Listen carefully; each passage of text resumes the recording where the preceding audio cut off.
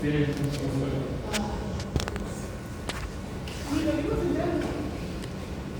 soy yo. Acaban de aprobar.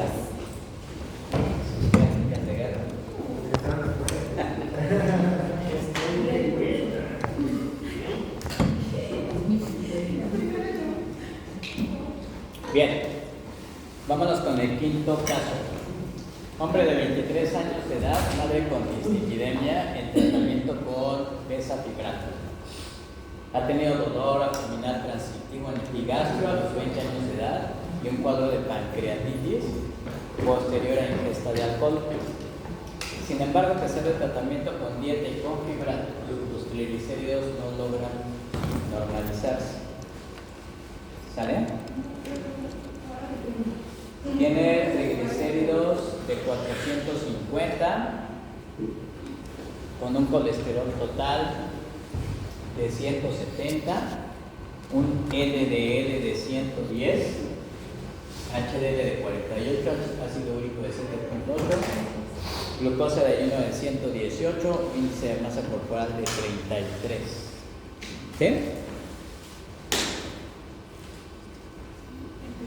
¿Qué tiene? Mixta. Levanten la mano que diga mixta. Bueno, todos los que digan mixta. Acaban de reprobar. No, pero el LDL no la tiene. ¿Cuánto tiene de LDL? ¿Cuánto quedamos que era la mixta? ¿De dónde sacaron la mixta? Tiene obesidad tipo. Perdón. Hipertrigliceridemia. Tiene una hipertrigliceridemia aislada. ¿Sale? Ahora, el LDL, todavía, bueno, hasta aquí podrías decir que es una hipertrigliceridemia aislada. Si te fijas, por ejemplo, esos triglicéridos de 450 podrían estar bajando el LDL y ese LDL podría estar Más elevado. todavía más elevado. ¿Qué haces en esos escenarios? Das tratamiento para triglicéridos, normalizas triglicéridos y pides un perfil de lípidos otra vez completo. Si tu LDL que estaba en 110 cae en 120, todos no sigue siendo normal. Y entonces sí es una hipertrigliceridemia primaria, ¿cierto? O aislada. ¿Sale? Va. Pero entonces No. ya es como aislada por el que ya tiene. Aislada porque es el único, o sea, LDL te sale en rango normal. O sea, no es combinada. ¿Te acuerdas que vimos hipercolesterolemias con triglicéridos normales? Pues ya toma fibra. Vimos las mixtas, y vimos, ahorita estamos con hipertrigliceridemias primarias. ¿Sale? Aunque ya esté en tratamiento con fibra. Con bezafibrato. Bien, de las hipertrigliceridemias primarias también hay una más frecuente. ¿Cuál es la más frecuente? ¿O cuántos tipos de hipertrigliceridemias primarias conocen? ¿Alguna que les haya sonado por ahí? ¿No? ¿Nunca les han hablado de nada de triglicéridos? Va. La causa más frecuente es la hipertrigliceridemia familiar. ¿Ok? Bueno, ahí va. La causa más frecuente de hipertrigliceridemias en general es secundaria, no es primaria. La secundaria es por alta ingesta de carbohidratos, es lo que tiene la mayoría de la población en nuestro país. Casi el 77% de la población tiene triglicéridos altos, pero es por alto consumo de carbohidratos. ¿Sale? Entonces, cuando ustedes ven a una persona con triglicéridos altos, aunque tuviera esos 470, lo primero que tienen que establecer es un plan de alimentación. Aquí sí es diferente. Una alimentación baja en hidratos de carbono sí te disminuye triglicéridos. No como con el colesterol. Les dije que en el colesterol la dieta no te sirve para nada, ¿sale? Por eso necesitabas estatinas. Aquí no. Cuando tú tienes triglicéridos altos, primero tendrías que revisar cómo está el plan de alimentación. Si tiene alto consumo de carbohidratos, le pones una dieta muy baja en hidratos de carbono. Y si se normaliza, porque aparte la alimentación trabaja muy rápido. Una alimentación muy baja en hidratos de carbono te normaliza los triglicéridos en 2 semanas. Entonces, si tú ves que al mes o a las 2 semanas de poner un plan de alimentación muy restrictivo de carbohidratos, tus triglicéridos se normalizan, eso fue simplemente por alimentación. ¿Qué es lo que requiere tu paciente? Mandarlo con el nutriólogo, establecer un buen plan de alimentación y no necesita tratamiento farmacológico. ¿Qué pasa si tú le pones el plan de alimentación y qué pasa si le pones el plan de alimentación? Tu paciente incluso baja de peso, porque lo hizo muy bien, porque le bajaste carbohidratos, pero los triglicéridos se mantienen igual, quiere decir que hay algo que impide que se desbaraten esos triglicéridos. Y entonces ahí le estás apuntando a una hipertrigliceridemia primaria. ¿Sale? Y de las primarias, ahora sí la familiar es la más frecuente. ¿Ok? O sea, no importa en qué nivel de triglicéridos tenga. Sí, sí importa ahorita. Vale. Tranquilo. Entonces, quedamos que la primera es la familiar. Deficiencia o qué alteración tampoco se conoce, es una enfermedad poligénica. Y en las hipertrigliceridemias familiares es bien común que mamá y papá también tengan esta alteración del metabolismo. No hay ninguna mutación que se haya identificado, por lo tanto, sí se ha pensado que es la transmisión autosómica dominante y ve que el colesterol LDL, ApoC2, AP, ApoB, la lipasa hepática, todas están normales. ¿Sale? Entonces, veas aquí, es la causa más frecuente. Es por una sobreproducción en las partículas VLDL, que son las que transportan a los triglicéridos. Fíjate cómo puedes llegar a tener triglicéridos entre 200 y 750. Porque aparte, si tú tienes una hipertrigliceridemia familiar, pero consumes una gran cantidad de carbohidratos, eso va a exacerbar el problema. Por eso es que te pueden llegar hasta 750. ¿Sale? Hay algunos factores que te pueden promover todo esto, como serían, por ejemplo, el uso de anticonceptivos, también la testosterona, por ejemplo, los que se inyectan testosterona que no tienen deficiencia de, pueden elevar triglicéridos, el consumo de alcohol también, la resistencia a la insulina, la obesidad. ¿Sale? Bien.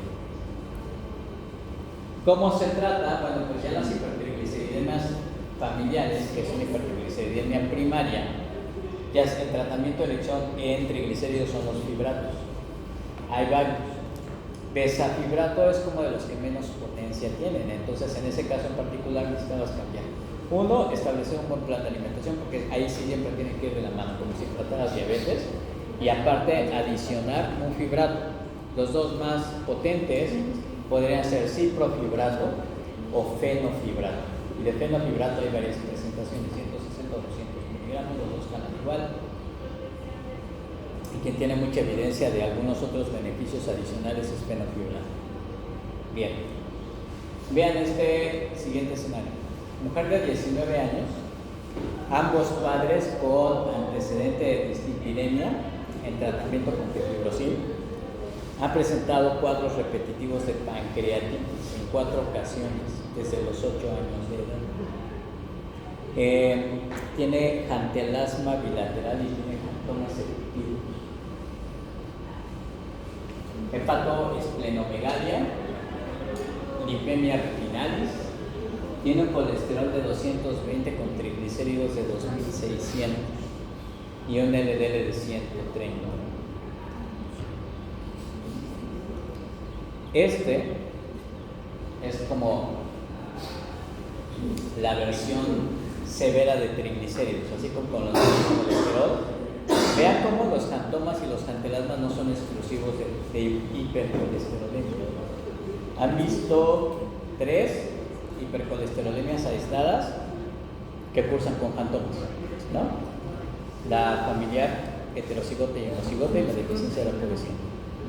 Pero también vieron una mixta que tiene jantomas, que es la disbetalipoproteinemia.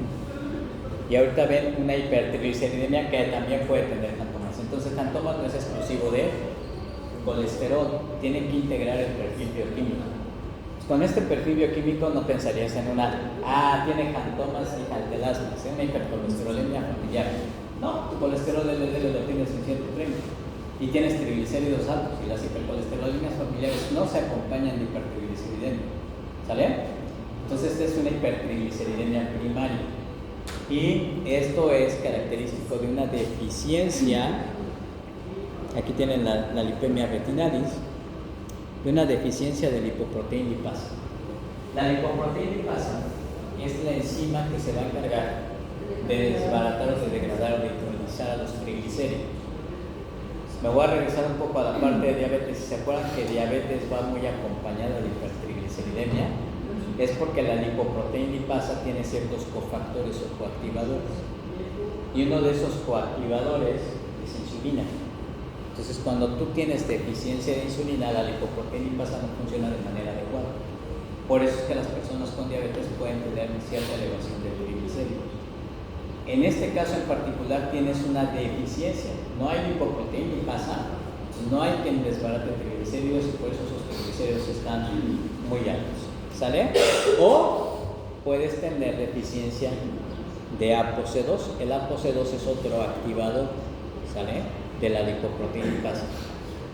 Igual que en hipercolesterolemia familiar y con deficiencia de ApoB100, es muy difícil que tú hagas diagnóstico clínico diferencial entre deficiencia de lipoproteína lipasa y deficiencia de ApoC2. Las dos se parecen mucho, las dos pueden tener fantomas, las dos pueden tener hepatoesplenomegalia y las dos tienen pancreatitis de repetición, pero la deficiencia de ApoC2 es menos severa. Entre más altos estén los triglicéridos, mayor probabilidad de que sea una deficiencia de lipoproteína lipasa. ¿Sale? Entonces, hay una prueba que se puede hacer con heparina y entonces se hace determinación de lipoproteína lipasa antes y después de la heparina y eso te habla de que, ¿por qué? Porque la heparina podría de alguna manera como generar cierta activación en algunos casos y ya se modifica, pero si no hay cambios, eso te habla de que definitivamente la enzima no está. Es autosómica recesiva y el patrón electroforético es 1 y 5, en donde hay predominio de kilomicrones. ¿Es hipertrigliceridemia primaria también? Sí. Entonces, ves que la deficiencia de lipoproteína lipasa es una mutación en el gen de la lipoproteína lipasa, es un crecimiento raro, bastante raro. Está por aprobarse un fármaco para hipertrigliceridemias severas, porque hasta eso que no hay, está por salir uno. Pero la verdad es que ahorita están en búsqueda de los pacientes que tienen hipertrigliceridemia primaria o síndrome hiperquinomicronémico y la verdad es que es muy raro. Nosotros tenemos como 3 casos. Entonces vean aquí, de este lado les voy a poner un cuadrito más nice. Bueno, ya. Aquí. ¿Qué es lo característico en las deficiencias de lipoproteína lipasa?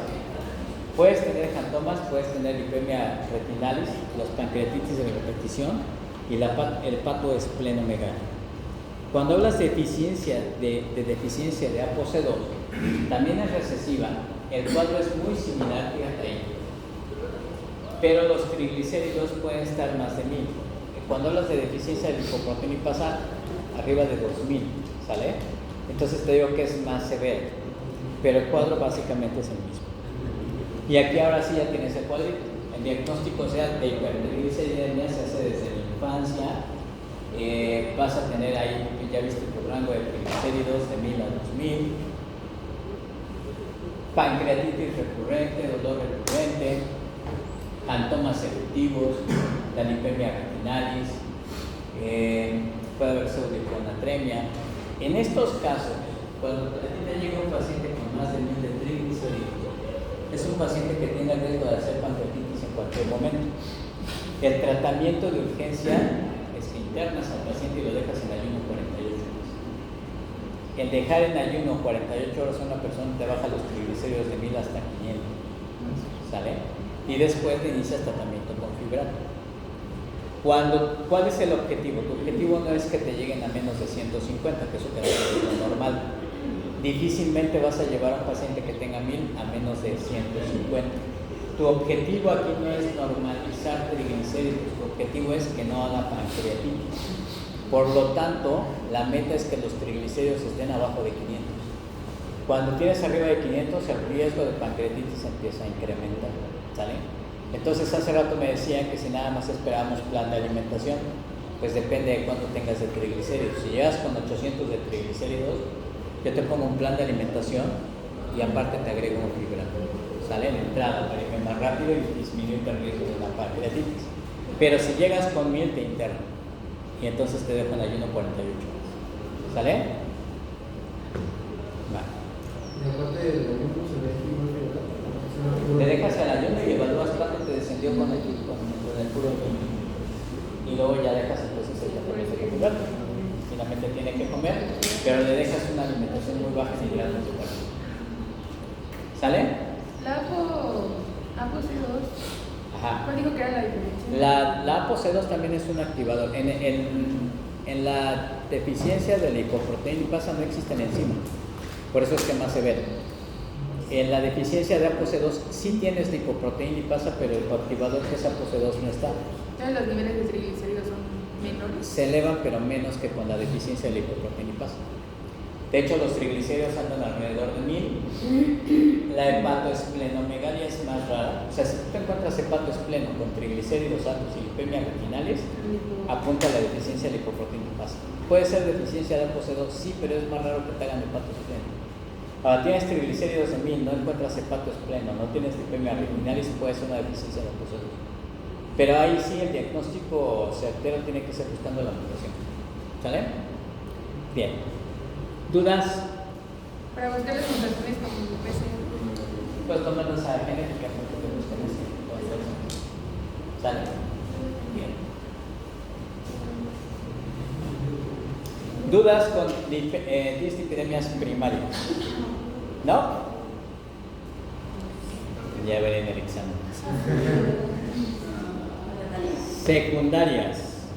Vamos con las causas secundarias. Vean aquí, tiene hipertrigliceridemia secundaria. Ya hemos hablado de diabetes. Y hace un momento les comenté que el hecho de que exista menos insulina hace que se active menos la lipoproteinipasa. ¿Sale? Por eso tiene. Lo mismo va a pasar con obesidad. Hay resistencia a la insulina no tiene el mismo efecto en ciertas funciones y entonces tienes hipertrigliceridemia. ¿Qué otras condiciones te pueden elevar triglicéridos? Hepatitis aguda, insuficiencia renal crónica, el alcoholismo. Entonces, siempre que van triglicéridos altos, pues también pregunten por el antecedente del alcohol. En ocasiones no va a ser ninguna mutación, simplemente pues una ingesta de alcohol. Pacientes trasplantados, pacientes con Cushing, sepsis, con acromegalia, ¿sale? Lupus eritematoso. Hipercolesterolemias secundarias. Digamos que los más frecuentes son los que tienen en rojo. Uno es el síndrome nefrótico y el otro es el hipotiroidismo primario. Obesidad puede estar asociada, probablemente tampoco le pega tanto al LDL, le pega más a triglicéridos. Pero el hipotiroidismo primario sí. Ese sí te va a elevar colesterol LDL. Entonces, cuando ustedes vean, aunque yo sepa que la causa primaria más frecuente de colesterol es la poligénica, antes de iniciar tratamiento con estatinas, pídete un perfil tiroideo, porque también el hipotiroidismo es muy frecuente y el hipotiroidismo también te va a aumentar el LDL. Si tú tienes un LDL normal, que quedamos que es en 130, y te encuentras a un paciente con un LDL de 150, cae en un rango perfecto de una poligénica. Pero un hipotiroidismo te puede llevar un colesterol LDL a 150. Entonces, ¿por qué tengo que siempre buscar un perfil tiroideo? Si a un paciente le das tratamiento con estatinas, ¿cuál es el efecto adverso más temido de las estatinas o de los fibratos? Llevan un jardín.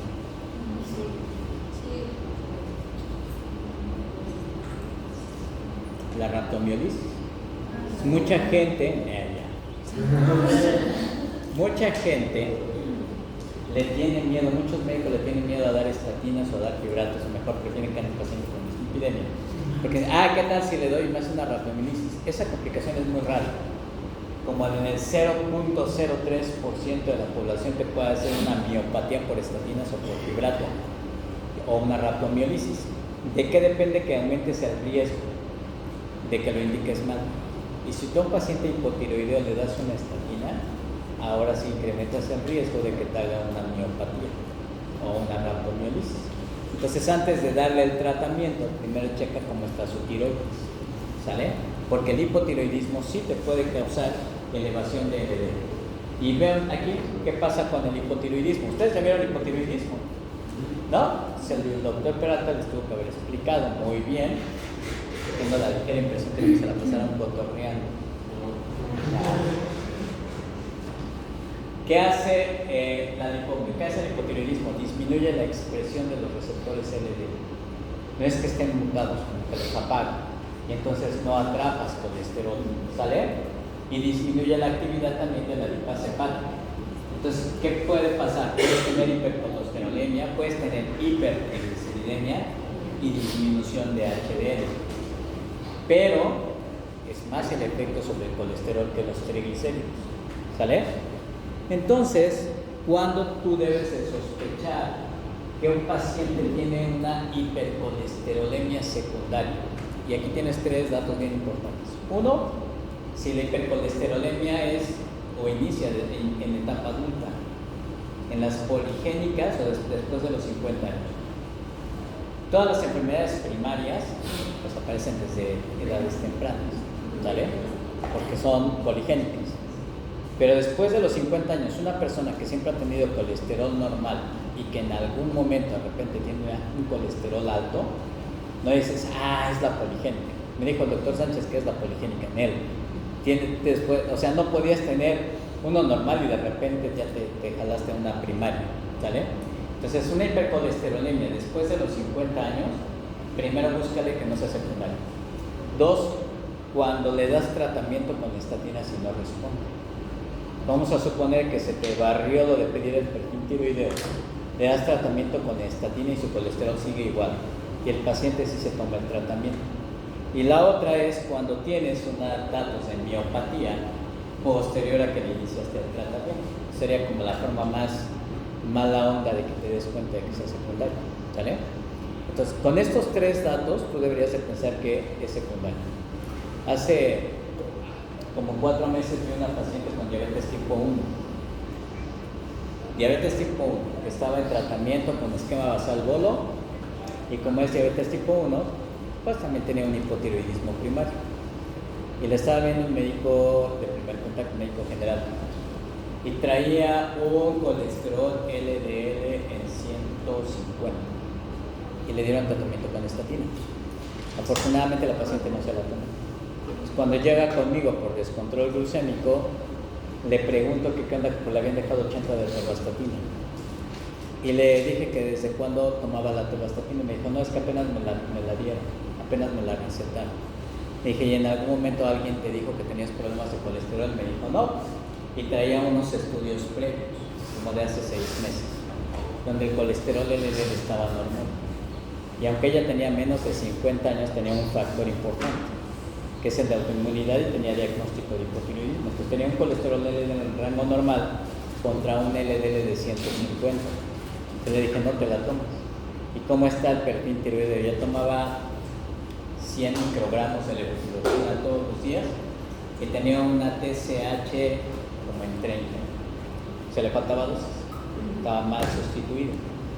Le dije, no te la tomes, lo primero que voy a hacer es ajustarte la dosis hasta que el perfil tiroideo salga normal y vuelvo a checar cómo están los lípidos. Actualmente toma 200 microgramos de levotiroxina y no necesita estatina porque el colesterol se normalizó, ¿sale? Entonces, abusados, porque si a esa paciente le hubiera podido generar una miopatía, ¿va? ¿Ok?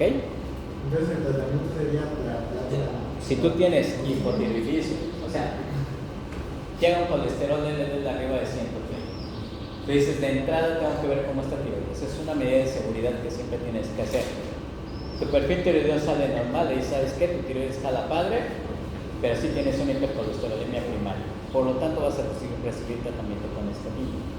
Caso contrario, tienes incluso un hipotiroidismo subclínico. ¿Cómo se define el hipotiroidismo subclínico? ¿Ya lo vieron comprado? La TSH está elevada y la T4 normal. Ok, TSH aumentada a partir de cuánto? No, de 4 a 10. A partir de 4, lo normal es de 0.4 a 4. Una TSH en 4.1 es igual a hipotiroidismo suprimido, ¿sale? Entonces, incluso pacientes con TSH de 5 te elevan LDL hasta 150. Por eso es que tienes que decidir qué vas a hacer. Ok, tienes un hipotiroidismo, ya sea subclínico o ya franco, le das tratamiento con levotiroxina. ¿Cuánto tiempo te esperas para evaluar el siguiente perfil tiroideo?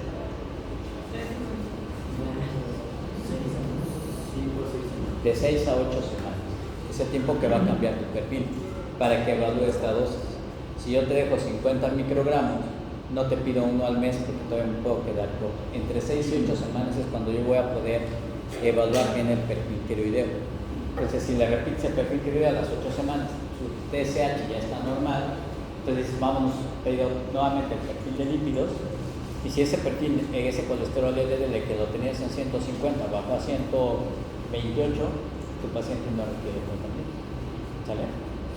Pero por ejemplo, cuando normalizamos valores de TSH, o sea, pongamos que hoy se normaliza, o sea, hoy tiene la prueba y ya están normales. ¿Cuánto tiempo nos esperamos de esa a la toma de valor? Ya al siguiente día no pasa nada. Tu perfil tiroideo ya está normal. En ese momento pides el perfil tiroideo. ¿Sale? ¿Sí? Entonces, antes de realizarle Antes de iniciar la estatina, pides perfil tiroideo. y antes de que se normalice, no le damos. No, porque ¿de qué depende la dosis? Depende del porcentaje de reducción que requieras. Ahorita te digo cómo va a estar la otra. Diabetes, que es la otra causa frecuente, les dije que la deficiencia de insulina va a hacer que disminuya la actividad de la lipoproteína, ¿sí?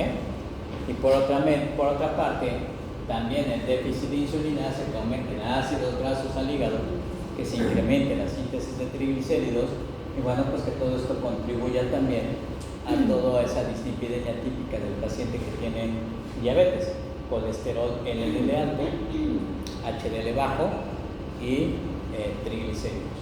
¿Qué pasa cuando tú aumentas la cantidad de triglicéridos?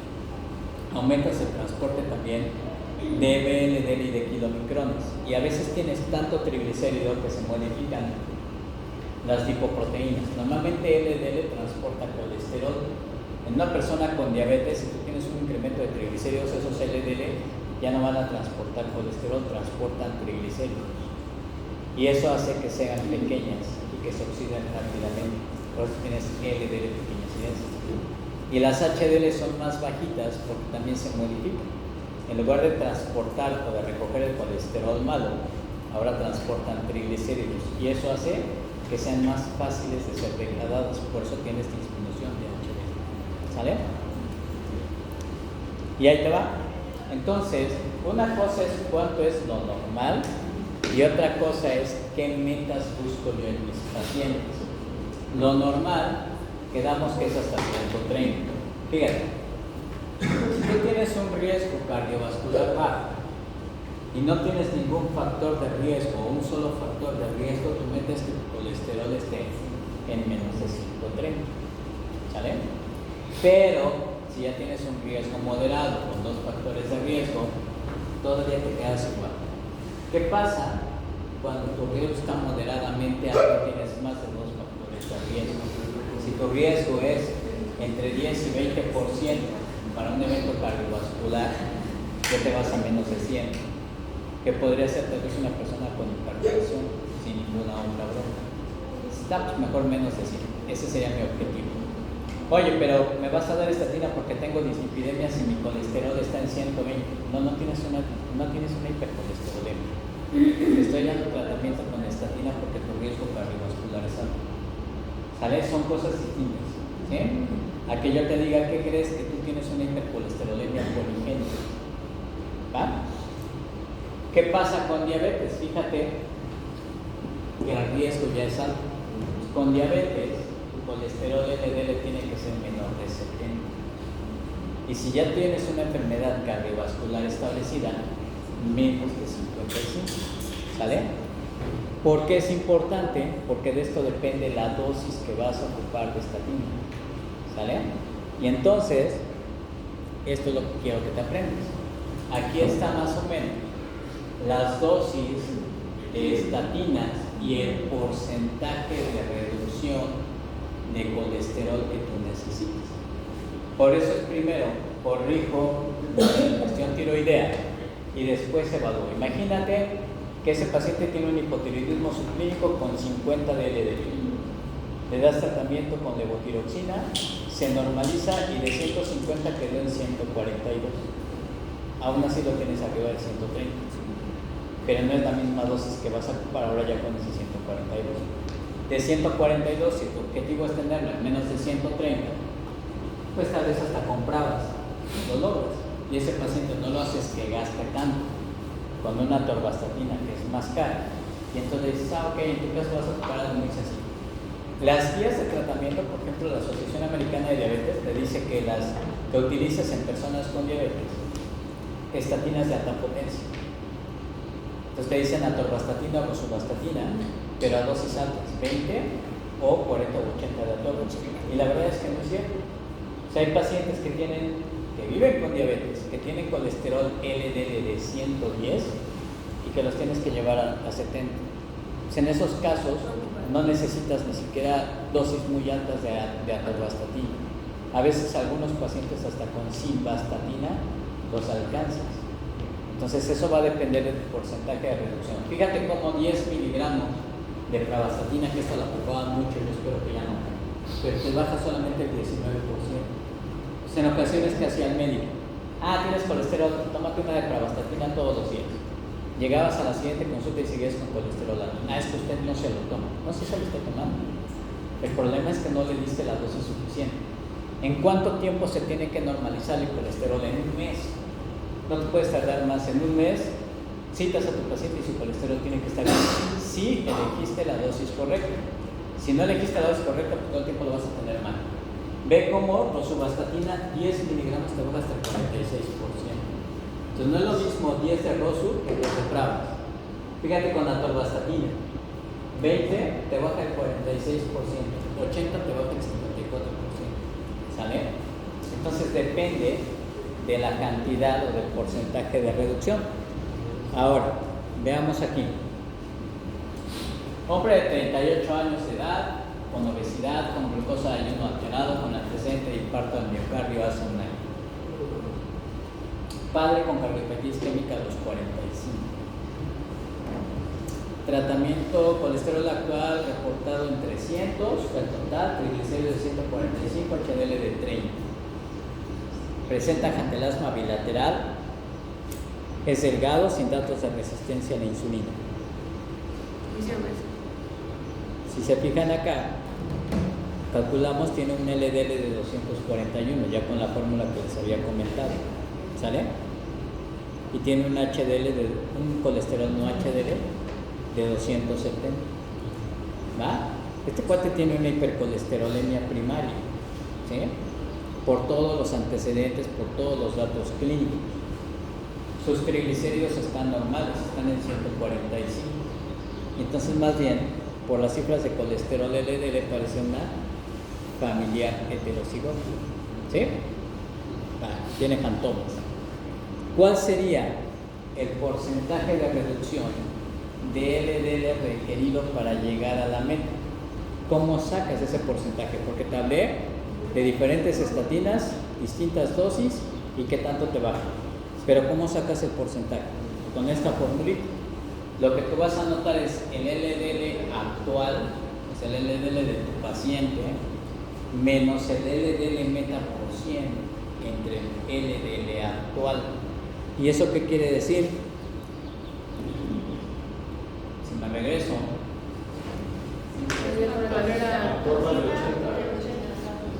tienes un 58.5%, es lo que necesitas para llevarlo a meta. Atorbas 80 miligramos. ¿Sale? Porque quedamos que con atorbas de 80 miligramos casi le pegas ese porcentaje. Ahora quieres irte a la segura y dices 58, pero igual y me quedo corto. Tienes las dos opciones, darle atorvastatina 80 miligramos, citarlo al mes y ver si lo alcanzaste. O la otra, te vas con la terapia dual, atorvastatina más ezetimibe. ¿Por qué? Porque con la atorvastatina más ezetimibe sí te vas a casi un 60%. ¿Sale? Entonces, Ya de ahí puedes ir ajustando. ¿Sale? Y este ejercicio con esta forma lo haces en todos los pacientes y ya tú eliges tu estatina correcta. Ahora sí que Y sin más estatina, pues también tiene buena potencia, también te baja como un 50% sin vas con ezetimibe y es un poco más barata que atorvas con ezetimibe. También hay rosuvastatina con ezetimibe. Son como las tres presentaciones que hay.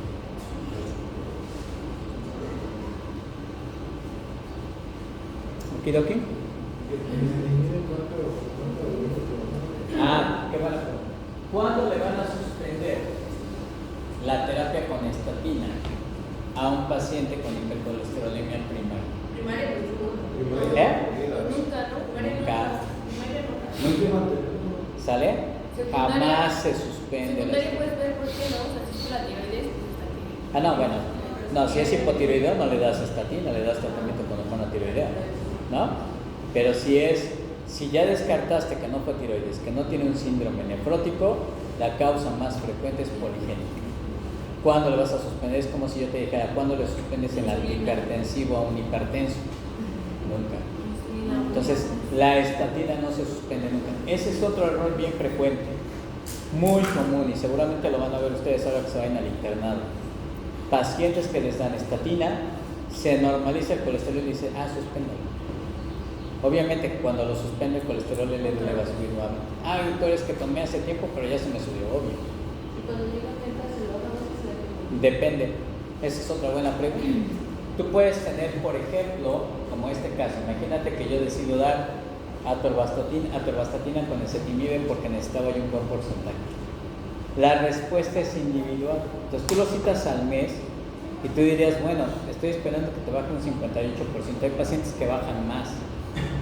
Por ejemplo, hay pacientes que tú requieres una meta de LDL de 100 y te llegan con 40 de LDL.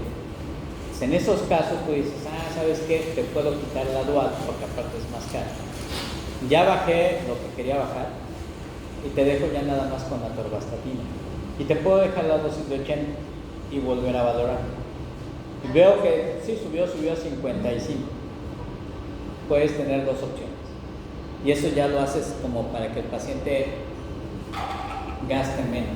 Puedes dejar la estatina cada tercer día. Es un día sí, un día no, se la bajas a 40 y vuelves a evaluar. Con eso se mantiene en meta, ya lo dejas en mantenimiento así. ¿Qué pasa si tenías atorva más ezetimibe? Te quito y te dejo atorvas ya no nada más porque llegaste a meta. Y ahora resulta que tu LDL se sale de la meta. Bueno, en esos casos en particulares no la vas a poder quitar la DOL, te regresas a la DOL y te mantienes. Por eso siempre hay que darle seguimiento a los pacientes. Entonces, básicamente nunca se quita, pero sí se puede modificar. Nunca se quita, pero puedes modificar. Siempre y cuando mantengas meta. ¿Sale? La dosis que se le dé de atorvastatina o por de ezetimibe es una al día cada vez. Es una al día, sí. Habitualmente por las noches, que es cuando se lleva más a cabo el metabolismo de los lípidos o la síntesis de colesterol. ¿En qué pacientes nos podemos decir que le podemos ocasionar una anemia o qué? Ya te dije solamente que tengas un hipotiroideo o puede ser un efecto idiosincrático, pero eso se ha visto que es como el 0.03% de la población. En la mayoría de nosotros, por ejemplo, como endocrinólogos, la mayoría de nuestros pacientes tienen estatina o tratamiento con estatina más vibrato, porque hay a quien le da miedo, bueno, si lo combinas te puede ir mal. No hemos tenido casos de miopatía. Doctor, ya, por ejemplo, los pacientes, como tienen ya para toda la vida las estatinas, ¿aumenta su riesgo de rapidez? ¿O haces algún control para ver si hay daño o no? No, si te da, puedes tener que el paciente tenga ahora miopatía, ¿sale? Una miopatía secundaria de otra cosa. Cuando tú ves eso, lo que pides pues son las determinaciones de